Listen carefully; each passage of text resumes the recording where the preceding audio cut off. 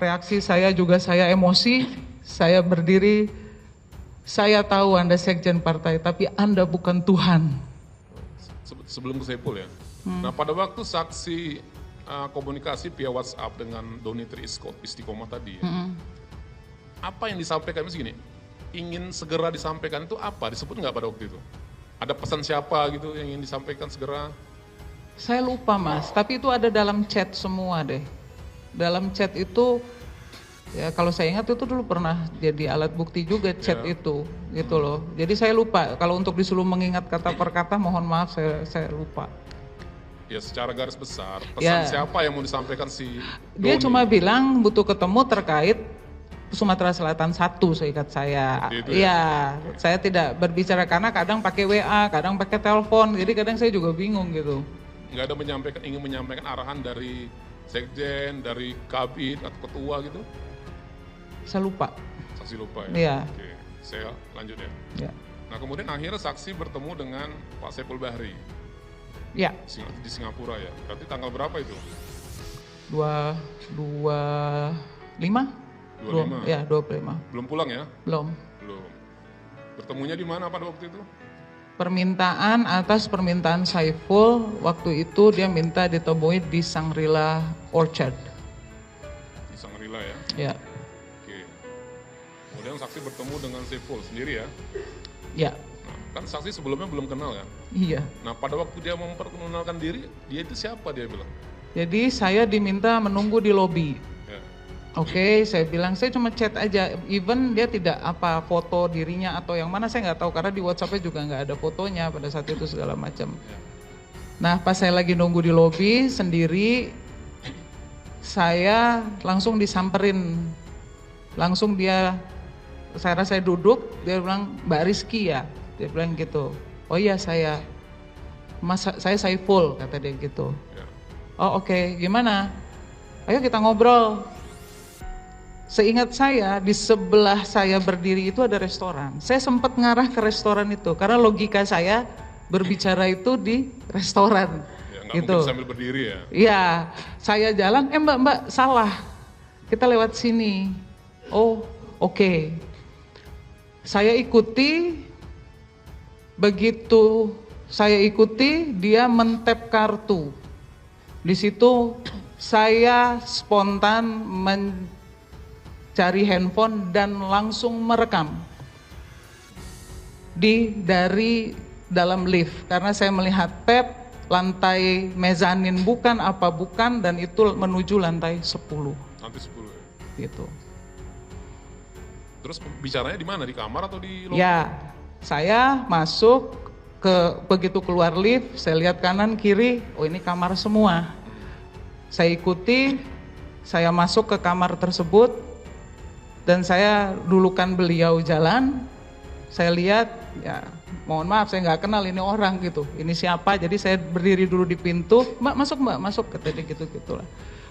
Saya lihat, oke, saya duduk, kamar itu besar sekali memang. Dia di seberang, saya ngambil posisi di seberang dekat ke arah pintu. Ya. Ya. Nah pada waktu itu kan saksi agak khawatir nih ya kan? Ya iyalah Kan mas. baru pertama kali ketemu Saiful. Ya. Nah, saksi nggak kontak Doni pada waktu itu? Pak Doni? Atau WA kayak gitu? Saya sudah cukup males sih nanya lagi gitu waktu itu. Karena kalau saya ambil handphone pada saat itu pasti kan akan ngaruh juga. Saya kan posisinya ngerekam. Oke. Gitu. Berarti saksi masuk ke kamar Ya. berdua dengan Saiful Bahri dan Ya. saksi merekam kegiatan pada waktu itu? Ya. Oke. Nah sekarang yang saya tanyakan kepada saksi, nah apa yang disampaikan oleh Saiful Bahri kepada saksi pada waktu itu? Karena kan mendesak nih pesannya. Ya awalnya dia menceritakan siapa dia. Ya siapa dia katanya? Ya menurut dia bagian dari partai, dia kerabat dekat Pak Sekjen dan dia datang itu karena perintah Pak Sekjen gitu-gitulah. Ya. Gitu. Oke. Nah, kemudian setelah basa-basinya itu menceritakan itu baru saya yang menanyakan ini intinya apa ya, saya bilang gitu. Betul. Terus ya dia mulai dengan narasi panjang lagi sampai akhirnya berbicara terkait bahwa dia datang membawa fatwa Mahkamah Agung. Gitu. Ada bawa fatwa Mahkamah Agung. Ya, dan banyak sekali kertasnya dan saya nggak mau sentuh. Dijelaskan nggak isi dari fatwa, dokumen-dokumen Jadi yang dibawa itu? dia bilang kurang lebih dia cuma menunjukkan oh ini kerja saya lah, kurang lebih gitu. Karena ada berapa bundel, ada kertas. Ya saya cuma posisi saya cuma oh gitu. Nah kan tadi menyebut Mahkamah Agung ya. Iya. Ya. Dijelaskan nggak apa keputusan Mahkamah Agung pada waktu itu dengan saksi? Iya. Apa dia? Bahwa ada kewenangan partai terkait fatwa MA itu. Ya. Sempat saya beradu argumen karena saya juga membaca fatwa MA itu. Ya apa isinya? Isinya ya kan banyak ya. Intinya fatwa itu adalah kewenangan partai, kurang lebih ya, untuk dapat mengusulkan atau apa caleg terpilih gitu, memutuskan caleg terpilih apabila ada berhalangan tetap gitu. Nah, baik, saya coba bacakan bunyinya ya. Nanti benar nggak seperti ini gitu, mengingatkan memori saksi aja. Jadi isi dari putusan Mahkamah Agung itu ya, uji materi ini ya. Jadi perolehan suara ini putusan Mahkamah Agung nomor 57P tanggal 19 Juli 2019. Perolehan suara calon anggota legislatif yang meninggal dunia untuk pemilihan anggota DPR dan DPRD dengan perolehan suara terbanyak seharusnya menjadi kewenangan diskresi dari pimpinan partai politik untuk menentukan kader terbaik sebagai anggota legislatif yang akan menggantikan calon anggota legislatif yang meninggal dunia tersebut dengan tetap memperhatikan peraturan perundang-undangan. Seperti itu bunyinya, Saya tahu isinya bukan dari Saiful, saya membaca. Karena kan kalau putusan Mahkamah Agung bisa diakses. Bisa ya? Iya, jadi saya pada saat sudah mulai media kan mulai ramai pada saat itu saya mencari tahu. Nah, Saiful membawa itu bukan bundel juga, jadi kayak amplop coklat. Amplop itu tulisan depannya Mahkamah Agung. Ya. Jadi dia bilang saya membawa fatwa, saya bilang saya nggak peduli. Ya. Gitu. Jadi intinya oke lah, kan saksi Saiful buat dokumen lah, ditunjukkan lah semua. Iya. Kan? Nah intinya apa yang disampaikan Saiful ke saksi, kan itu lagi balik. Iya, intinya saya disuruh mundur. Saksi diminta mundur sebagai caleg terpilih. Betul. Tujuannya supaya apa? Supaya atas nama saudara Harun Masiku ini bisa menduduki posisi DPR RI terpilih gitu. Untuk dapil Sumsel 1. Iya. Nah, saksi ya. Kan saksi kan baru pertama sekali ketemu dengan Pak Saiful. Betul. Nah, bagaimana saksi bisa meyakini ya, bahwa yang disampaikan oleh Saiful itu memang dari Sekjen? Jangan-jangan nih, kita kan khawatir nih, jangan-jangan Saiful Bahri ini hanya mencatut nama, kan seperti itu ya? Betul. Nah, bagaimana saksi membuktikan bahwa benar ini ada pesan yang disampaikan oleh Saiful setelah dihubungi Doni tadi dari Pak Sekjen? Bagaimana?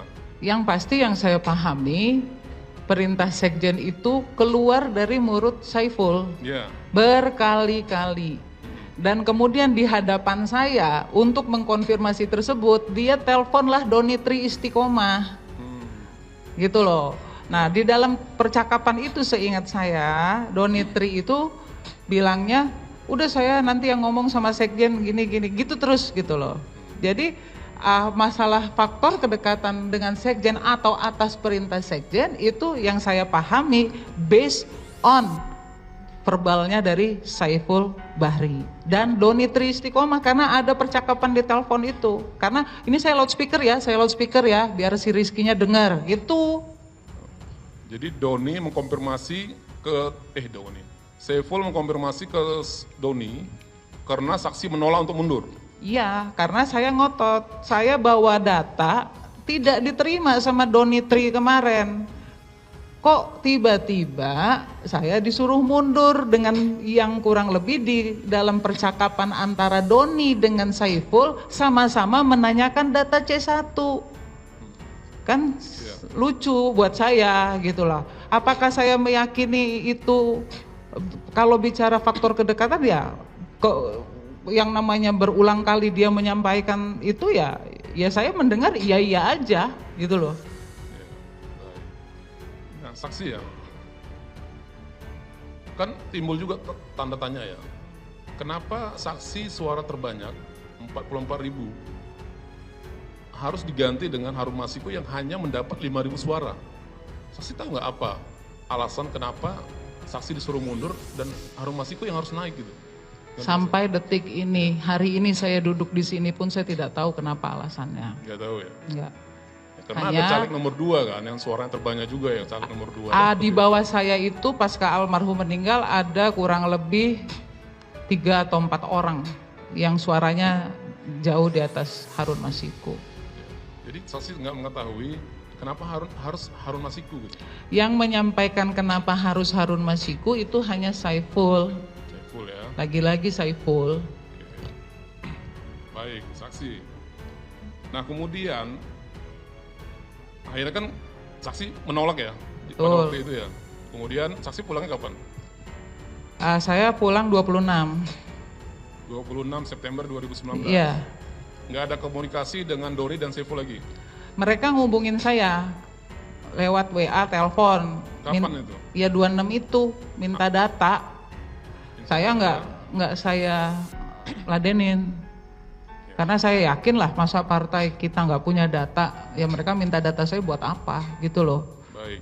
Nah kemudian saksi ada nggak mengkonfirmasi permintaan mundur yang disampaikan Saiful yang katanya dari Sekjen ini kepada Sekjen sendiri? Tanggal saya lupa, kurang lebih mungkin setelah hari itu, kalau saya nggak salah 27 September, kalau saya tidak salah, itu saya ada surat. Ya. Tapi judul surat itu konsolidasi, kalau saya nggak salah. Surat tanggal berapa, masih ingat? Yang saya ingat tuh saya bacanya 27 September sih. Oh, acaranya di tanggal 27 September Iya, 2019. iya. Di mana? Di Dewan Pimpinan Pusat Partai.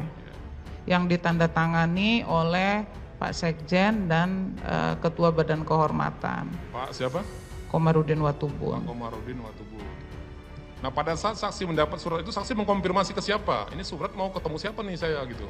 Langsung ke Pak Sekjen. Saksi WA langsung? Iya. Tanggal berapa saksi WA?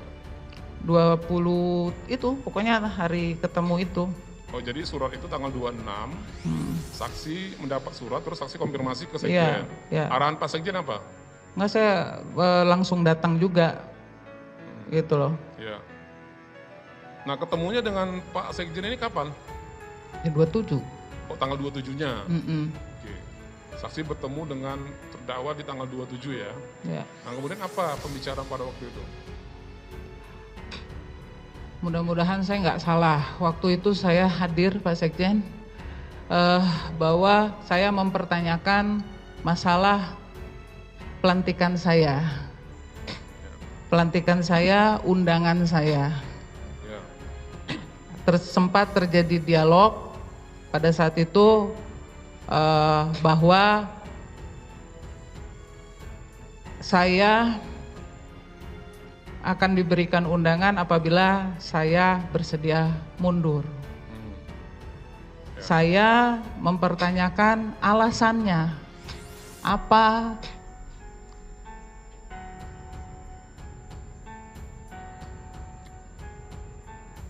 Apa alasan saya disuruh mundur pada saat itu? Karena saya juga saya kader partai, saya bekerja buat partai ini juga, dan waktu itu saya jujur saya sudah sedikit emosi karena capek. Saya capek, saya terus-terusan gitu. Nah pada saat itu saya paham mungkin Pak Sekjen juga capek, beliau emosi, saya emosi, sampai beliau menyampaikan bahwa ini perintah partai. Ini mohon maaf kalau saya agak mencoba mengingat.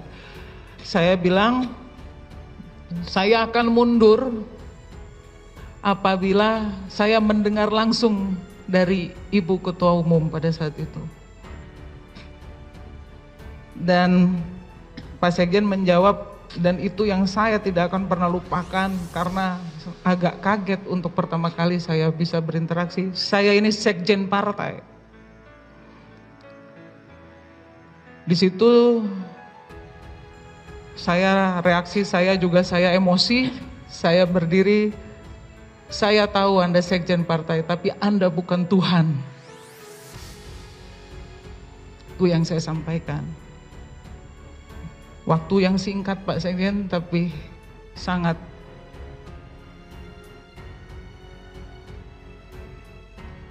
melekat sampai sekarang di kepala saya.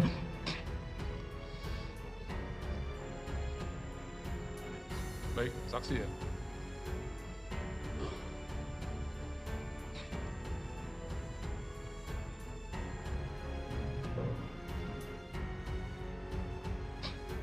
Mungkin saksi mau bisa minum dulu sebentar. Tisu ya.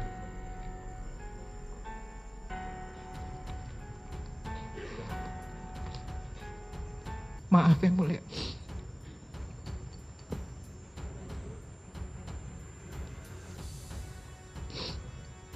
Ya, dan saya emosi, saya jujur saya akui saya emosi pada saat itu.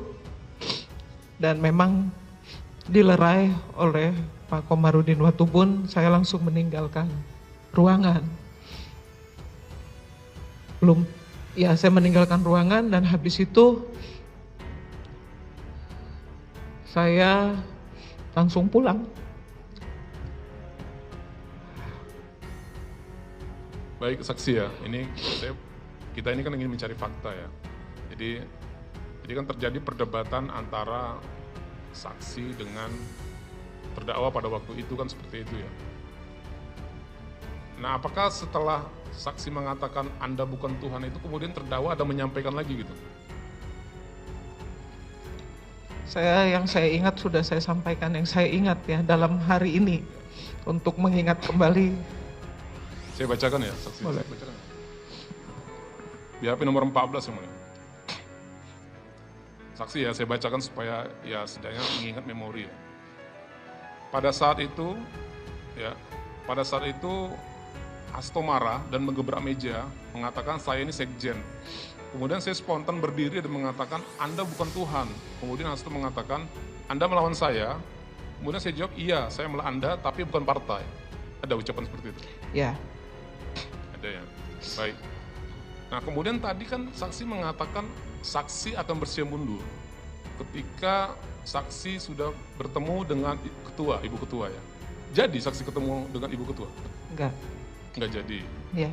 Enggak jadi pada waktu itu. Ya siapalah saya mas, ketemu kan nggak gampang. Ya, betul. Baik. Nah kemudian saksi ya, ini pada saat proses pertemuan dengan terdakwa pada waktu itu, saksi menyampaikan nggak sebelumnya sebenarnya Saiful udah ketemu saksi di Singapura menyampaikan ini gitu. Makanya saksi bertanya ke terdakwa, kenapa saksi diminta mundur gitu? Nggak, saya nggak nanya. Nggak, langsung to the point aja, kenapa saksi diminta mundur? Ngapain lagi, kan gitu. Baik, saksi ya. Nah, ketika pada saat itu kan saksi langsung keluar dari ruangan itu kan. Saksi tidak bersedia mundur dan kemudian saksi kan dilantik. Ya. Pada waktu pelantikan itu apakah pada saat proses pertemuan itu apakah ada pembicaraan terkait dengan surat undangan pelantikan yang disampaikan terdakwa kepada saksi? Yang pasti pada saat menuju dari tempat dari hotel, kan kami di karantina semua waktu itu. Dari hotel menuju itu saya dalam bus.